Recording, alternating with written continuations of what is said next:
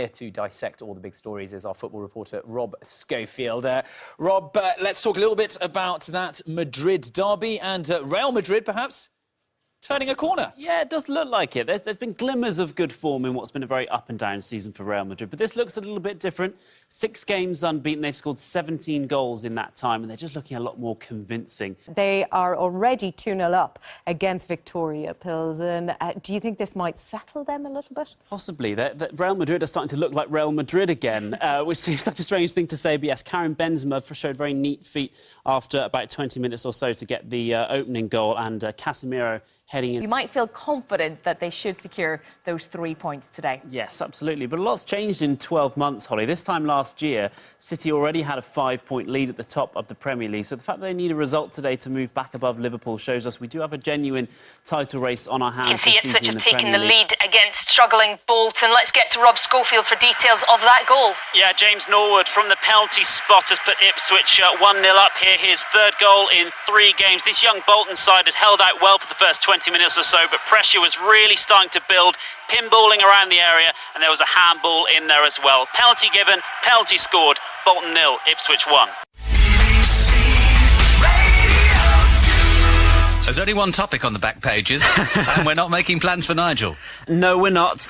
We had all our VAR gags yesterday, didn't we, Mark? And ready yourself for some 9-based puns this morning. And let's grab some more sport. Hello, Rob. Hello, it's all about the FA Cup this morning and a huge upset at Rodney Parade. Neuville on his debut, sent it with an handball, it is! Penalty! Scores! What about this? Yes, Conor McNamara getting very excited, and rightly so. It's 6:33. That means we go live to Salford. Rob Schofield. Evening, Sarah. Good evening. I'm hoping the answer to this question is a resounding yes. Do you have 60 seconds of sport for us? Yes. Fantastic. It's that time of year again, transfer deadline day, but thankfully the window is now shut. BBC Radio 5 Live. What is the sports news this morning? Rob's here to tell us. Yes, well, Liverpool have a 7-point lead at the top of the Premier League, don't they? But Manchester City can cut that to 4 on Thursday with a win over Jurgen Klopp's side at the Etihad. Rob is here with the sport. 150 million, that just buys you a decent goal-scoring midfielder these days. Is that what you would do with it? Well, I don't know if that's what I would do with it. I think that's what a few Premier League clubs would do with it. Jose Mourinho, he's just calling out players in public. Gerrard seems to do it with more of a purpose. He's already looking like a club man, isn't he? Which I think is what Mourinho never really looked like at Manchester United. But, you know, Gerrard's all about the balance, and he'll criticise his players, but he'll also praise them to the highest as well. That's exactly it. This is 5 Live Sport. And then we'll start at Bolton, Ipswich. Rob Schofield. Yeah, half-time, Bolton 0, Ipswich 1. James Norwood's penalty and a whole load of quality, the difference between these two today. Bolton's youngsters have shown so much heart, but they're just nervous in both boxes. That's what led to the handball in the area after, 20 minutes or so. Goalkeeper Remy Matthews keeping them in at the moment. Personal battle between him and Norwood.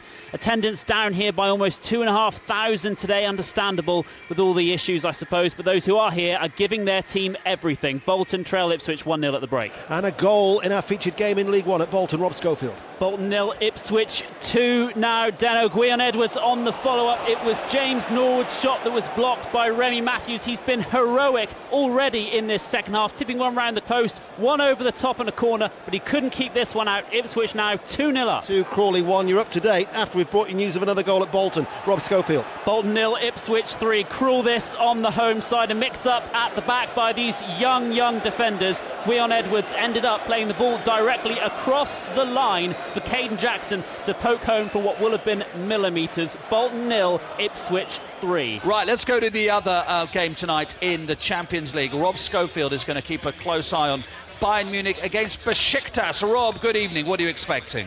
Well, it should be a good game, this, but I think what's really interesting is this Besiktas team. Quite a lot of familiar faces. The squad's definitely got a bit of a retro Premier League feel to it. So Chelsea 0, Barcelona 0. Now, Rob Schofield is keeping an eye on the pictures of the Bayern Munich Besiktas game, and I believe there's been an incident, Rob. Yes, John, 15 minutes in, Besiktas already down to 10 men. A red card for Dimitrov Vida. A poor ball from Hutchinson, their Canadian captain, led Lewandowski clean through. He was hacked down by Vida. Referee, no option but to send him off. There was a free kick given 25 yards out.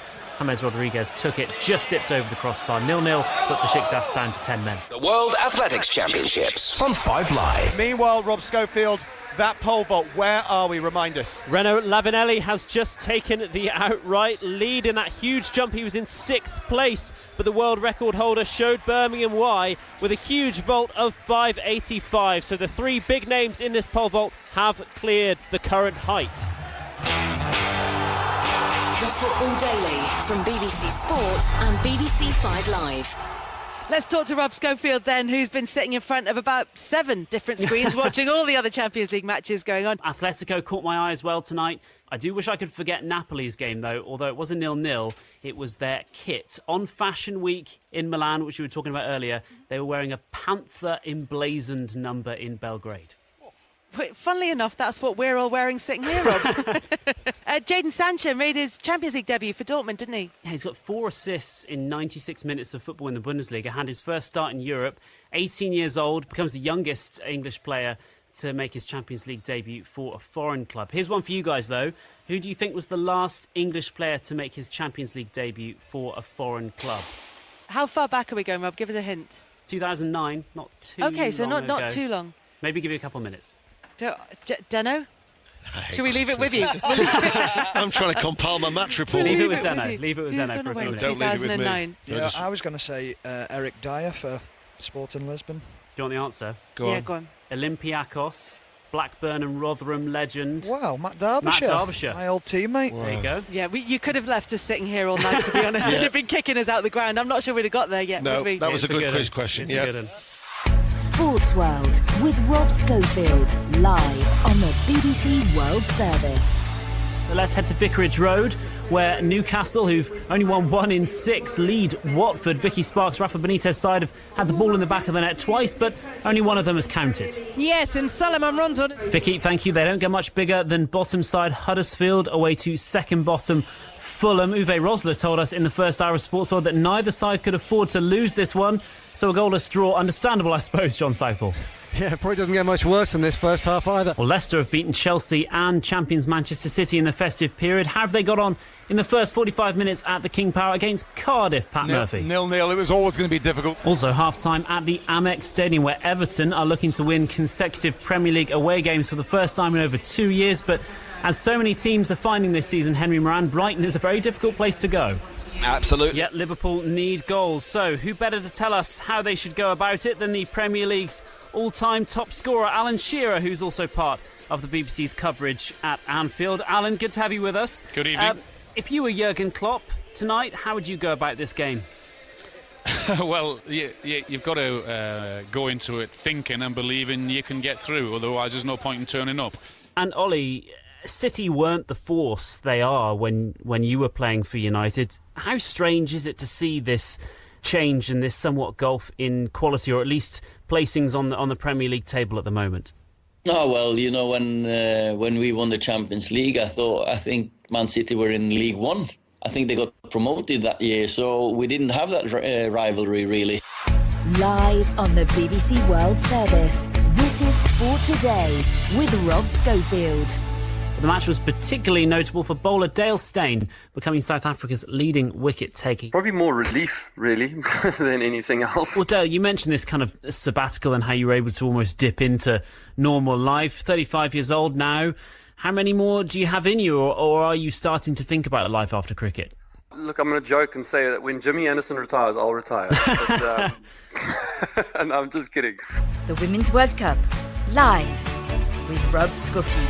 Now, you feel like if Carly Lloyd had got a hat-trick, she would have stole the headlines, but they're going to be taken instead by Christiane Endler. Yeah. Joshua, goalkeeping in the women's game has been a hot topic this week. Chelsea boss Emma Hayes floating the idea that, like in other sports, pitch sizes, maybe goal sizes should be reduced. Hope Solo, the former USA goalkeeper, didn't take kindly to that.